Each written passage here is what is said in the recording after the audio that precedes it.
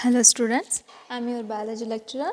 In the last video we discussed about all the chapters of the biology syllabus of your second year, and we already started the first chapter, that is the reproduction in organisms. Okay, once we can revise. Yesterday we discussed about the what is lifespan. Lifespan is nothing but the a time period between a birth of an organism to the natural death of an organism. And also we discussed like a lifespan of an organism doesn't depend on the size of an organism. Okay, no one organism is immortal. Death is the ultimate for all the organisms. And one important thing, I am referring NCERT book for your second syllabus. I will suggest you also refer the NCERT book. It will cover all the important informations. Okay. Then this is your NCERT book.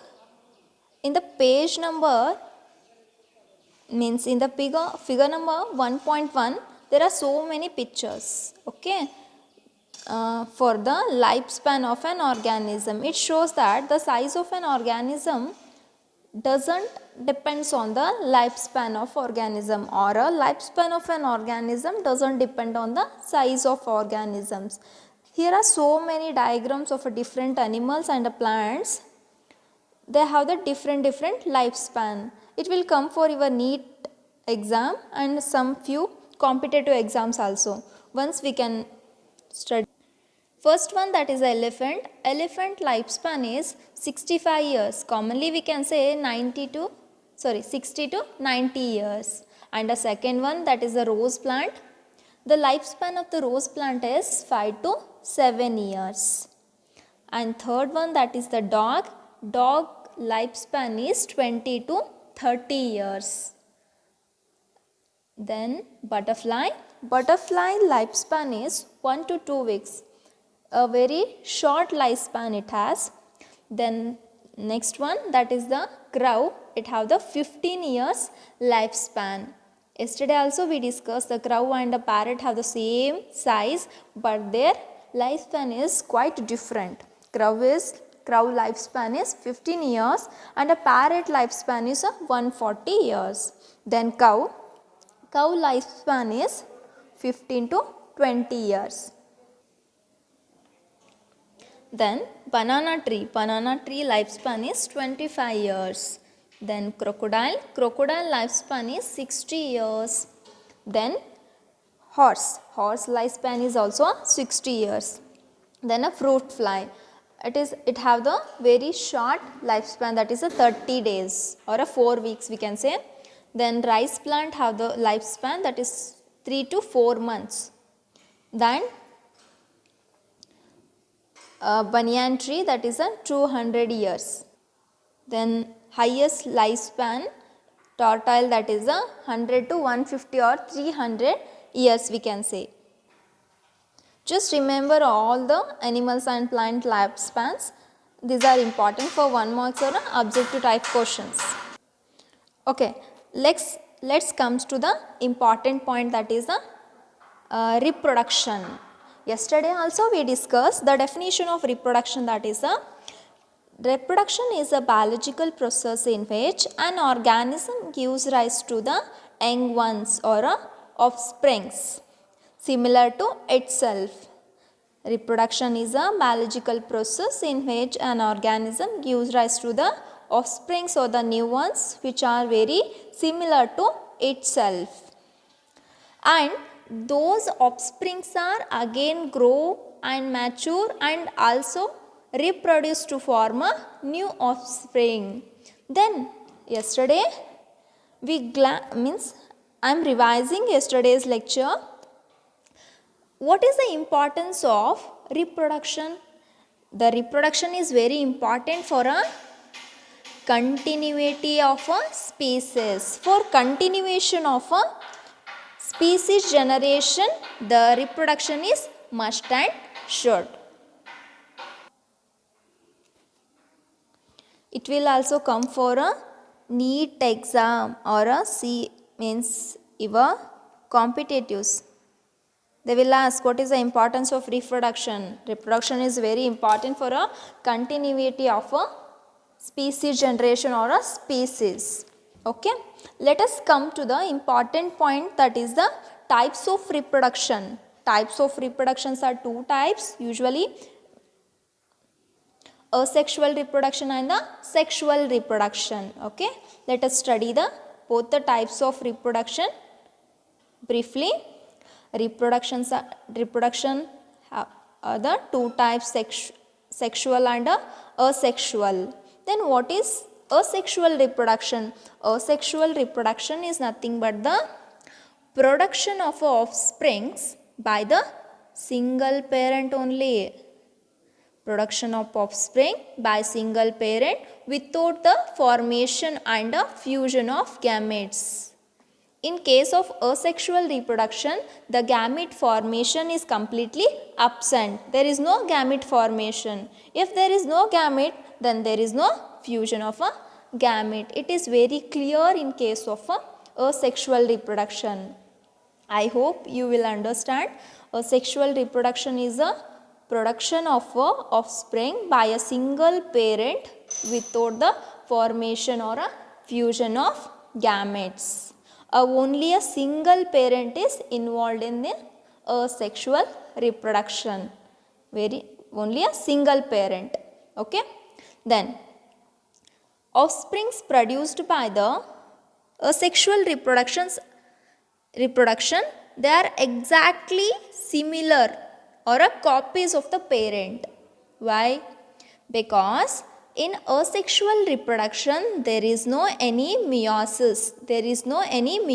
That's why asexual reproduction offsprings are exactly similar copies of their parent. They are also called as a clones because they receive all the genes which are present in a parent. That's why they looks exactly same like it parent. That's why those are called as a clones. Okay. Then sexual reproduction. What is sexual reproduction? Sexual reproduction means production of a offspring by the formation and a fusion of male and female gamete. We can see the gamete formation in case of sexual reproduction. Two parents are involved in a sexual reproduction. Two parents are involved of a opposite sex. Okay. That's why we can say there are two types of gametes, male and a female gamete. Sexual reproduction by the fusion of male and female gamete. Two gametes are fused to form a zygote. That zygote develops into a embryo by the process of embryogenesis. We can study in the later classes. Okay. The offsprings which are produced by the sexual reproduction, those are genetically different. Because they receive only half of the genes from one parent and another half of the genes from another parent by the process of meiosis. You already studied in a last year class, that is a cell division chapter. That's why sexual reproduced offsprings are genetically different. Okay. Offspring receives gene from both the parents or two parents. Then asexual reproduction is also called as agamogenesis.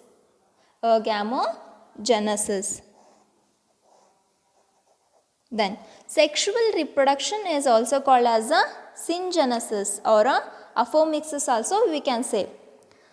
Sexual reproduction is called as agamogenesis, sexual reproduction is called as a syngenesis. Example for asexual reproduction, it is very common in lower organisms like amoeba, euglena, hydra, bryophyllum, protista and moneras also. Okay.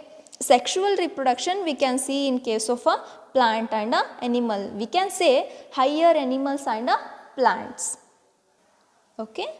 Let us move to the next topic, that is the first detailedly we can study the asexual reproduction. We already discussed about the few things of asexual reproduction. Let us glance all those things. First point, asexual reproduction without the fusion of gametes or without the formation of any gametes. Only a single parent is involved in a asexual reproduction. Okay, the offsprings are called as a clones because those receives all the genes from their single parent. Okay, that's why they are morphologically and genetically similar. That's why those are called as a clones. It is very important. It will come for a 1 mark question. Okay, next point. Asexual reproduction is very common in a single celled organism. Single celled organism like a protist, Monera, algae and fungi. It is very important. Asexual reproduction commonly we can see in case of a single cell organisms like Protista, Monera, algae and fungi. Why asexual reproduction is common in case of single cell organism we can study in the later classes, but before going to discuss all those things, there are so many types of asexual reproductions are there. For detailed study of asexual reproduction, few things are very important. I divided so many asexual reproduction in 5 types. If you understand these 5 types, you will get the what is asexual reproduction easily. Okay, those 5 types are here. First one, that is the fission. You already studied, that is a binary fission in case of bacteria and lower animals. Okay, budding in case of hydra and fragmentation. Budding also you studied, and fragmentation, a part of the body gets separated from the parent and it develops into a new animal or a new plant. Then fourth one, that is the regeneration, and last one, that is a sporulation. All the types of asexual reproductions we can discuss in the next class.